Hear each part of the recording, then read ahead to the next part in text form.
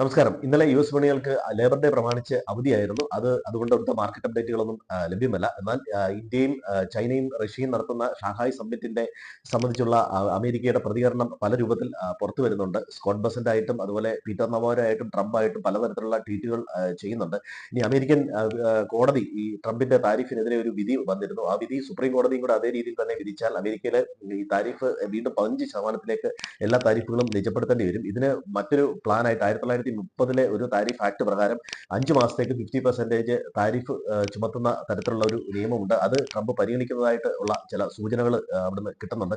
എങ്കിലും താരിഫ് ഭീഷണി മാർക്കറ്റിൽ നിന്ന് മാറിപ്പോയിട്ടില്ല എന്ന് തന്നെ വേണം മനസ്സിലാക്കാൻ. ഇന്ത്യൻ മാർക്കറ്റിനെ സംബന്ധിച്ചിടത്തോളം ഇന്നലെ വളർച്ച പ്രതീക്ഷയിലായിരുന്നു വിപണി. 7.8% GDP ഗ്രോത്ത് വന്നതിനെ തുടർന്ന് മാർക്കറ്റ് ഇന്നലെ പോസിറ്റീവായിട്ട് തന്നെ പ്രതികരിച്ചു. ഏതാണ്ട് 200ഓളം പോയിന്റ് പ്ലസ് ആയിട്ടാണ് നിഫ്റ്റി ഇന്നലെ ക്ലോസ് ചെയ്തത്. സെൻസെക്സ് 554 പോയിന്റോളം പ്ലസ് ആയിട്ടാണ് ഇന്നലെ മിഡ് ക്യാപ്പ് സ്മോൾ ക്യാപ്പ് ഒക്കെ നല്ല രീതിയിലുള്ള പ്രകടനം കാഴ്ചവെച്ചിരുന്നത്. പ്രധാനമായും ഇന്നലെ വന്ന മാനുഫാക്ചറിംഗ് PMI ഡേറ്റ 18 മാസത്തെ ഹൈ ആയിട്ടാണ് വന്നത്. അത് മാർക്കറ്റിനെ സംബന്ധിച്ചിടത്തോളം ഒരു പോസിറ്റീവായ മാനുഫാക്ചറിംഗ് മേഖലയിൽ നല്ല രീതിയിൽ വളർച്ച ഉണ്ട് എന്ന് തന്നെയാണ് ഡേറ്റകൾ സൂചിപ്പിക്കുന്നത്. അതുപോലെ GST കളക്ഷൻ ഡേറ്റ വന്ന് 1.86 ലാക്സ് ക്രോർ ആണ് വന്നത്. ഇതിന് തൊട്ട് മുമ്പ് 1.96 ആയിരുന്നു. എങ്കിൽ പോലും 1.88 മുമ്പ് മുകളിൽ ക്ലോസ് ചെയ്യാനായത് മാർക്കറ്റിനെ സംബന്ധിച്ച് പോസിറ്റീവാണ്. അതുപോലെ ഇന്ത്യ ചൈന റിലേഷൻ അതിർത്തി തർക്കം മാറ്റിവെച്ച് വ്യാപാരത്തിൽ കൂടുതൽ ശ്രദ്ധിക്കുന്നത് മാർക്കറ്റിനെ സംബന്ധിച്ചും പോസിറ്റീവാണ്. അപ്പോൾ അത്തരത്തിൽ ആ ഒരു പോസിറ്റിവിറ്റിയും ഇന്നലെ മാർക്കറ്റിൽ കാണാമായിരുന്നു. ഇനി താരിഫിനെ മാറ്റാൻ വേണ്ടി, അതായത് താരിഫ് റിലേറ്റഡ് ആയിട്ടുള്ള ബുദ്ധിമുട്ടുകൾ മാറ്റാൻ വേണ്ടി മോഡി കൂടുതൽ നടത്തുന്ന നയതന്ത്ര നീക്കങ്ങളെല്ലാം അല്പം വിജയം കാണുന്നു എന്നുള്ള തരത്തിലുള്ള വാർത്തകളും പുറത്തു വരുന്നുണ്ട്. ഇത് മാർക്കറ്റിനെ സംബന്ധിച്ച് പോസിറ്റീവാണ്. ഇനി US റേറ്റ് കട്ട് പ്രതീക്ഷയുണ്ട്. ഇതേ തുടർന്ന് ഗോൾഡും സിൽവറും നല്ല രീതിയിൽ കയറുന്നുണ്ട്. ഗോൾഡിനെ സംബന്ധിച്ചിടത്തോളം ഹൈയുടെ അടുത്താണ് നിൽക്കുന്നത്. സിൽവർ ഏതാണ്ട് 14 വർഷത്തെ ഹൈയിലാണ് ഇപ്പോൾ നിൽക്കുന്നത്.